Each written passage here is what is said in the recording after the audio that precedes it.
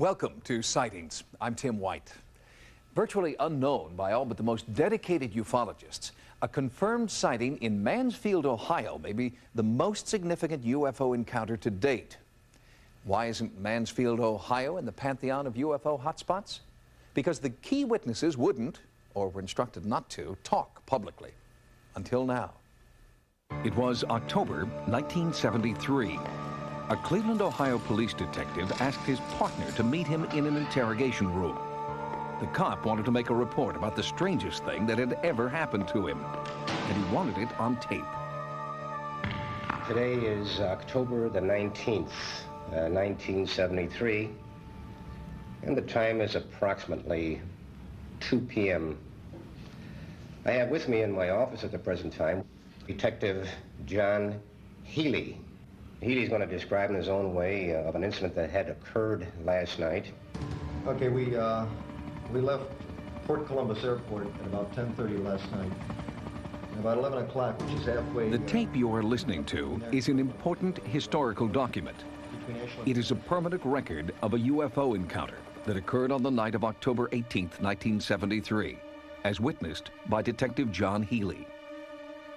It had a steady red light on its nose. It was cigar-shaped, and it had a green light shining down out of the aft end. When Detective Healy wasn't on the beat, he was an Army Reserve medic. On the night in question, Healy and 3 other reservists were returning to Cleveland via helicopter from their annual Army physical. Over the town of Mansfield, Ohio, all 4 men made contact with a UFO. Detective Healy now speaks publicly about the incident for the first time in 20 years. We were almost involved in a mid-air collision with an object that was coming out of the east, heading west toward us. I noticed a red light on our port side going south. It was a big red light, but I didn't think anything of it. I thought it would be the port wing of another aircraft. We saw it kept coming at us, and it was a clear night, unlimited visibility. It didn't have any wings. It didn't have any windows, as you would see on a conventional aircraft. Healy was not the only witness. All 4 crew members saw the UFO, and the 2 pilots filed official military reports detailing their versions of the near-deadly UFO encounter. But Healy is the only one who, 2 decades later, is willing to speak out.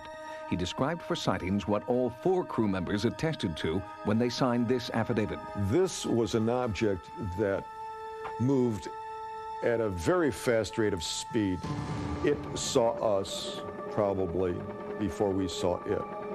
It just tracked us because we had all our navigation lights on and running and blinking. And then it started back toward us again. Maybe it had never seen a helicopter at night. The UFO appeared to be threatening the helicopter, maneuvering toward it on a collision course.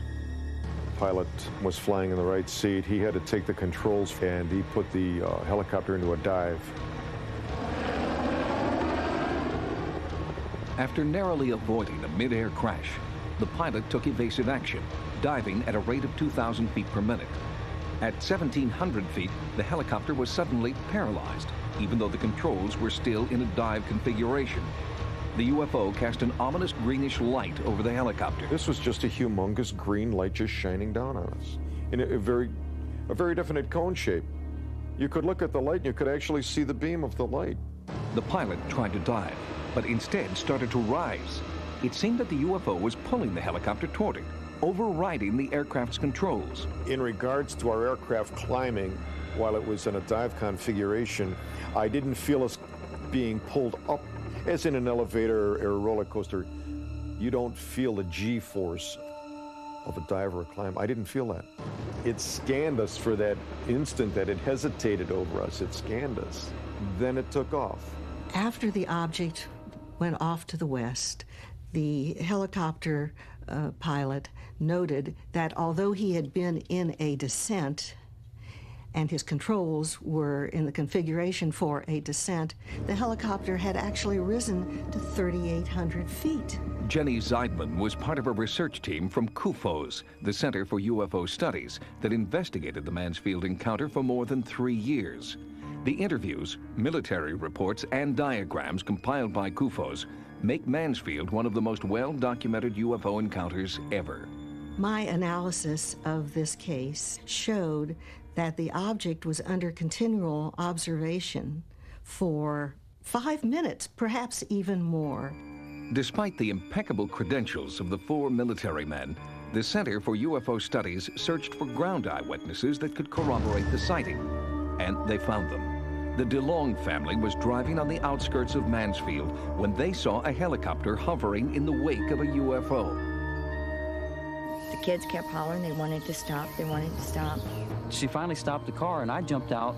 I remember the whole top of the sky was lit up a dull fluorescent green. I looked out and the helicopter was just sitting there in midair with this object over it. And to be honest, it scared me. I was scared at that time. But it didn't sink in that it was still really something, a UFO.